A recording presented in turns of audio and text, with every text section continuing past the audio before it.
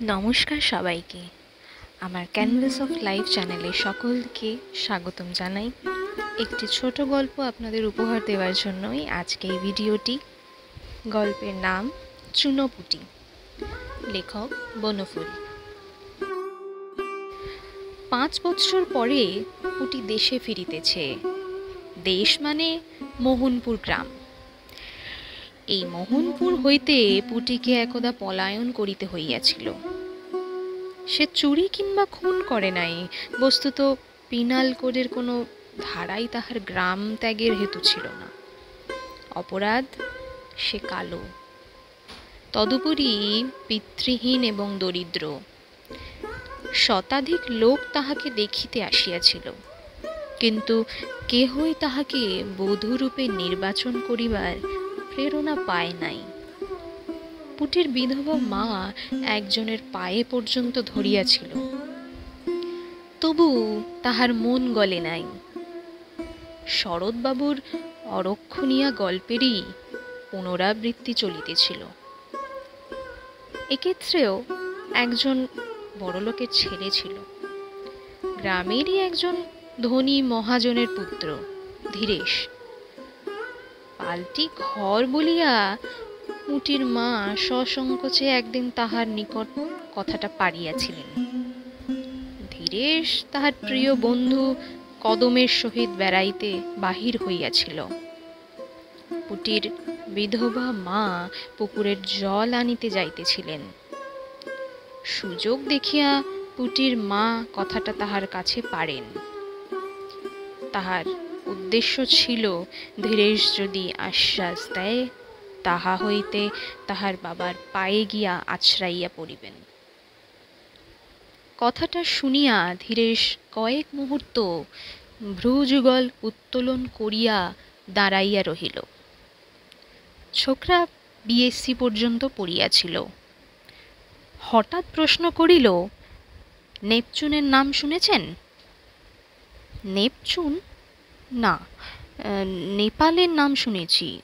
ও হ্যাঁ, আমাদের ফুলুর খোড়া ছেলের নাম নেংচু লিখেছিল। তার কথাই বলছো কি? ওরা তো এখানে নেই।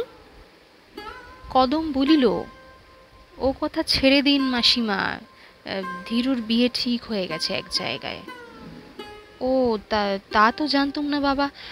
আমার পুটির জন্য একটি পাত্র দেখে দাও না বাবা তোমরা। চেষ্টা করব। পুটির মা চলিয়া গেলে কদম জিজ্ঞাসা করিল, হঠাৎ নেপচুনের কথা ওকে জিজ্ঞাসা করলে কেন? বামন হয়ে চাঁদে হাত কথাটা প্রচলিত আছে, কিন্তু বামন হয়ে নেপচুনে হাত দিতে চাইছেন উনি, সেই কথাটাই ওকে বুঝিয়ে দিতে চাইলাম। কল্পনা বটে তোমার। কদম মুগ্ধ দৃষ্টিতে ধীরেশের দিকে চাহিয়া রহিল। ধীরেশ বলিল, মেয়েটার রং যদি আর একটু ফর্সা হতো তাহলেও ভেবে দেখতাম। মুখ চোখ গড়ন ভালোই, কি বলিস? কদম বাম চক্ষুটি কুঞ্চিত করিয়া মনোভাব প্রকাশ করিল। ইহার পর হইতে পুটির বাড়ির চারিদিকে গ্রামের যুবকদের আনাগোনা শুরু হইয়া গেল। কেহ সিটি দিত, কেহ বাঁশি বাজাইত, কেহ কেহ বা জটলা করিত। পুটির মা অবশেষে পুটিকে লইয়া গভীর রাত্রিরে একদিন গ্রাম ত্যাগ করিয়া চলিয়া গেলেন। কাহাকেও বলিয়া গেলেন না কোথায় যাইতেছেন। 5 বৎসর পরে পুটি তাহাদের জ্ঞাতিপুত্র চঞ্চল কুমারকে জানাইয়াছে যে সে তাহার স্বামীর সহিত মোহনপুরে আসিতেছে। চঞ্চল কুমার যেন তাহার বাড়িটা পরিষ্কার পরিচ্ছন্ন করাইয়া রাখে, ইহার জন্য সে 200 টাকা টেলিগ্রাফিক মানি অর্ডারের যোগে পাঠাইয়া দিয়েছে। সকলে অবাক হইয়া গেল। নির্দিষ্ট দিনে পুটি ও তাহার স্বামী আসিয়া উপস্থিত হইল। তাহাদের দেখিয়া গ্রামবাসীদের বিস্ময়ের মাত্রা আরো বাড়িয়া গেল। পুটির সাজসজ্জার রানীর মতো, সঙ্গে 3 জন চাকর, 2 জন ঝি। পুটির স্বামী অনিন্দকান্তি ঠিক যেন রাজপুত্র। চোখ ধাঁধিয়া গেল সকলের। পুটি বলিল, বছরখানেক আগে মা মারা গিয়েছেন। তার শেষ ইচ্ছে ছিল বাৎসরিক শ্রাদ্ধের পর গ্রামের লোকেদের ভালো করে খাওয়াতে। সেই জন্যেই বিশেষ করে এসেছি আমরা। বিরাট আয়োজন করিয়া বিরাট ভোজের আয়োজন করিল সে। গ্রামের আবাল বৃত্ত বনিতা, আপামর চণ্ডাল, ইতর ভদ্র কেহই বাদ গেল না। গরিব দুঃখীদের কাপড় দিল, পয়সা দিল। গ্রামের স্কুলে মন্দিরে মোটা টাকা চাঁদা দিল। ধীরেশ এবং কদমেরও তাক লাগিয়া গেল। গরিব দুঃখীরা ধন্য ধন্য করিতে লাগিল। গ্রামের পাড়াপড়শিরা যাহারা পূর্বে পুটির রূপ লইয়া কত ঠাট্টা কত বিদ্রূপ, তাহারা দলবদ্ধ হইয়া আসিয়া সত্য মুখে পুটির রূপের এবং ভাগ্যের প্রশংসা করিতে লজ্জা বোধ করিল না। পুটির স্বামীকে লইয়া গ্রামের ছোকরারা উন্মত্ত হইয়া উঠিল।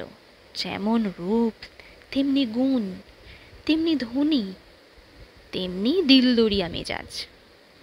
চাহিতে না চাহিতে গ্রামের ফুটবল ক্লাবে, শখের থিয়েটারে, হরিসভায় ঝনাত করিয়া চাঁদা দিল। সকলের সহিত একদিন থিয়েটারও করিল। গানের কি গলা!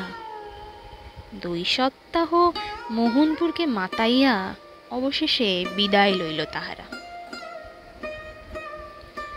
বর্ধমান স্টেশন। পুটি বলিল, চুনোদা এইখানেই নামবে?